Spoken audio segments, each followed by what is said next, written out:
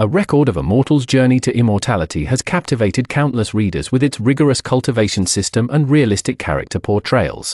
The early stages of the work establish three fundamental realms: chi refining, foundation establishment, and core formation.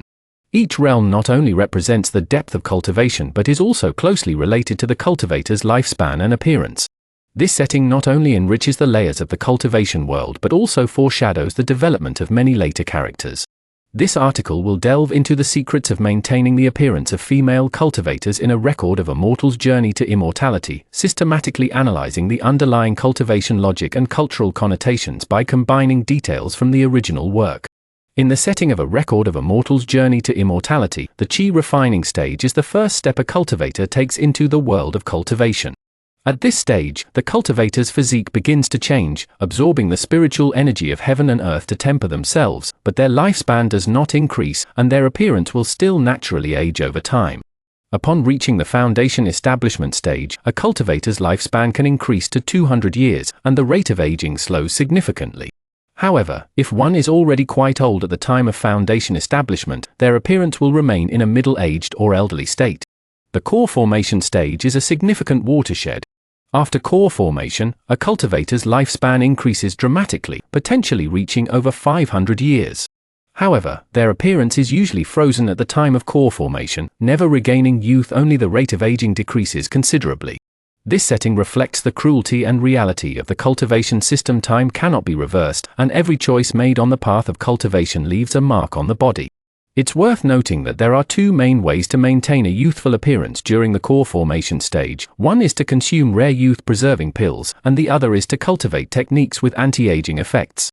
Youth-preserving pills require extremely precious medicinal herbs, needing those over 1,000 years old, and offer no direct benefit to cultivation. Therefore, most cultivators wouldn't waste resources refining them.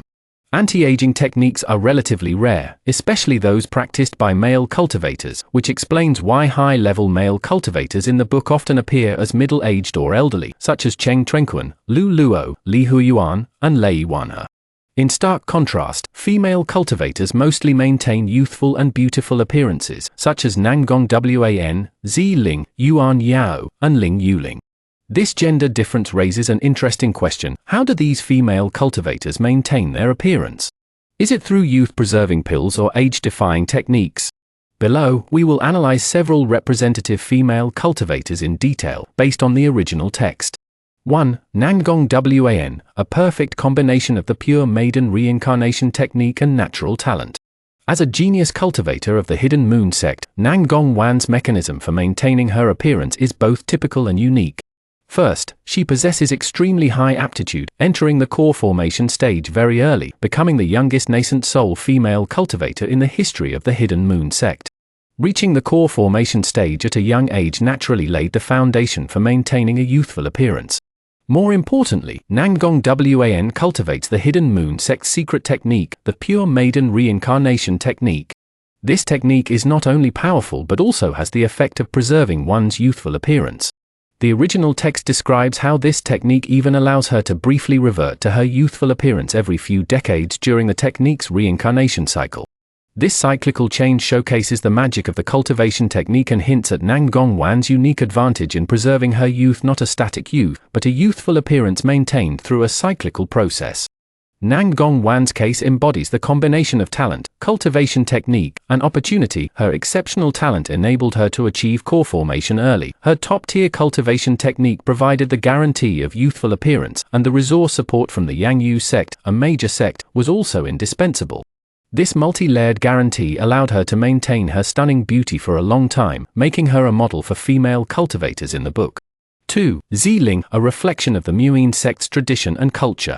As the young master of the Muin sect, Zi Ling's method of maintaining her appearance reflects the sect's characteristics and cultural heritage.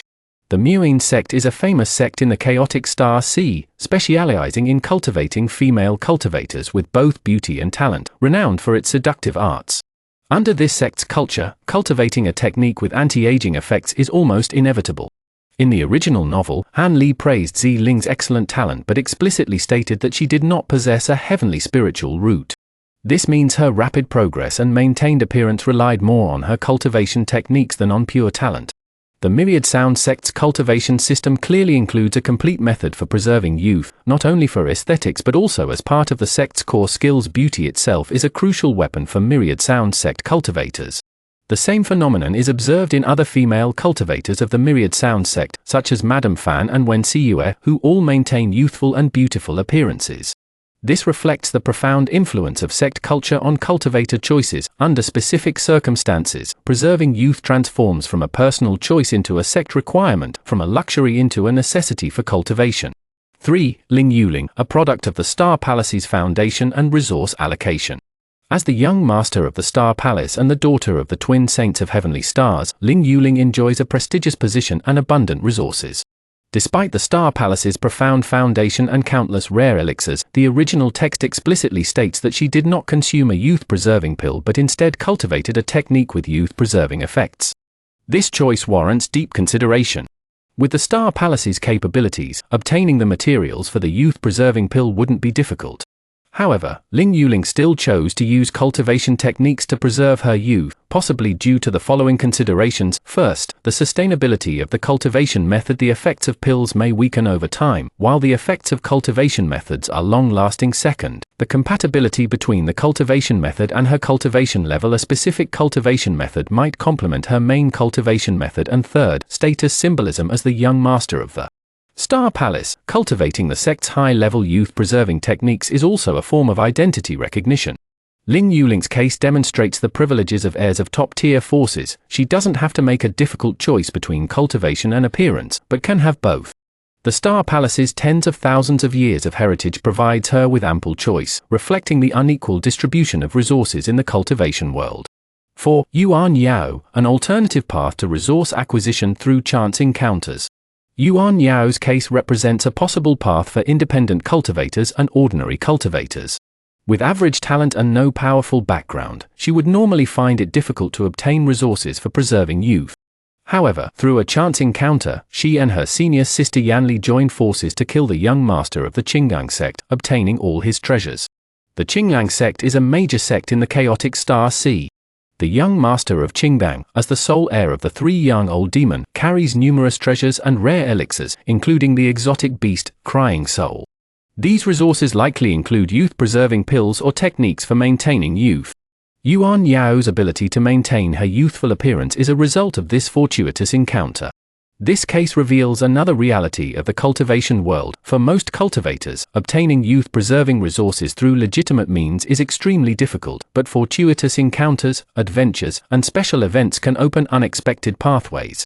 Yuan Yao's luck is unrepeatable, but it also demonstrates the coexistence of variables and opportunities in the cultivation world. 5. Song Yu and Yang Ruyan, the natural advantage of heavenly spiritual root aptitude. Song Yu and Yang Ruyan, as holders of heavenly spiritual root aptitude, represent another category. They achieved core formation in less than a century, their cultivation speed far exceeding that of ordinary people. Aging begins to slow during the foundation establishment stage, and since they reached this stage at a very young age, they naturally maintain their youthful appearance. This highlights the advantage of innate talent. Cultivators with heavenly spiritual roots don't need to deliberately preserve their youth. Their extremely rapid cultivation speed allows them to reach high-level realms in their youth, naturally maintaining a youthful appearance. This passive preservation of youth is fundamentally different from actively choosing cultivation methods or elixirs. It's worth noting that cultivators with heavenly spiritual roots are extremely rare in the original novel, making Song Yu and Yang Ruyan special cases. Their examples suggest a deterministic aspect of talent in the cultivation world. Some advantages are difficult to compensate for through later efforts. 6. Other female cultivators' collective phenomenon and possible explanations. Besides the main characters mentioned above, the book also features several other female cultivators who maintain youthful appearances, such as Mai Ning, Mu Piling, Liu Yu, and Han Yunji. These characters have different circumstances. Mai Ning, after reaching the foundation establishment stage, cultivates with Zi Ling, possibly inheriting the cultivation techniques of the Muyin sect. Liu Yu and Han Yunji come from the demonic path's Yu Ling sect, a major sect that may possess resources for preserving youth. Mu Piling, as Han Li's concubine, may have received assistance from Han Li. These cases all point to a common phenomenon: the women around Han Li mostly maintain a youthful appearance. While this certainly reflects the narrative consideration of beautiful women surrounding one another in literary works, an explanation can also be found within the world's framework, as the protagonist, Han Li, primarily interacts with women of great opportunity, special backgrounds, or unique abilities, factors that may all contribute to maintaining their youthful appearance. Although the book offers various explanations for the female cultivator's maintained appearance, some contradictions remain upon closer examination.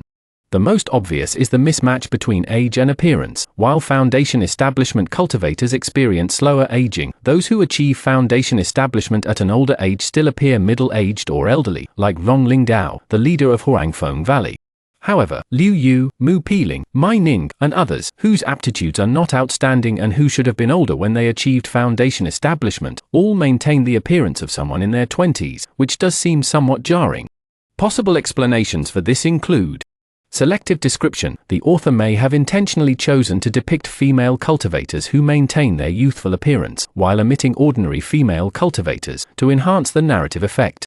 Popularity of cultivation techniques beyond public perception. Methods for preserving youth may be more widespread than they appear, especially for female cultivators. Aesthetic pressure in the cultivation world. Female cultivators face greater pressure regarding their appearance, and may seek methods for preserving youth earlier and more actively. Gender differences in resource allocation. Female cultivators may have easier access to or exchange for resources related to preserving youth.